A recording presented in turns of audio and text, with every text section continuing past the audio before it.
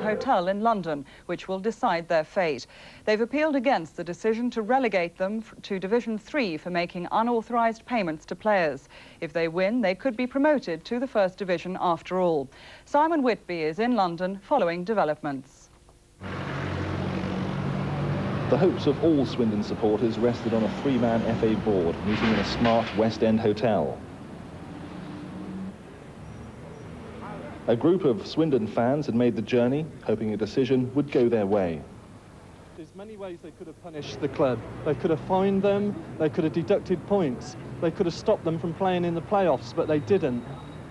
And the thing is, all these people from Swindon, 35,000, went to Wembley on the promise that they'd be in the First Division, the winners would be in the First Division, and we've had this torn away from us. It can't be justice.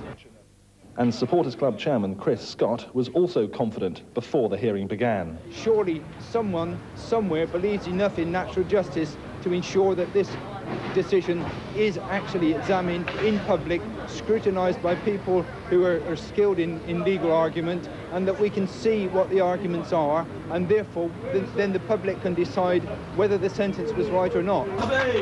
There were smiles from manager Ozzy Ardiles, receiving a £10,000 cheque from the Mayor of Thamesdown and the Supporters Club Fighting Fund.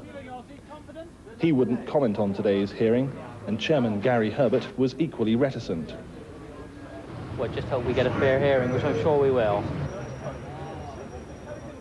Simon Whitby is still in London at that hearing. Simon, what is the latest? The hearing itself finished just over an hour ago. The three-man FA appeal board had been hearing evidence for more than 5 hours. Now they're deliberating, and a decision is expected at any time. It's nerve-wracking stuff for the Swindon fans waiting here and for those back at home. Swindon have their barristers here in London. It's like a court of law. They gave evidence first, the Football League replied, and then both sides summed up. This is effectively Swindon's last chance.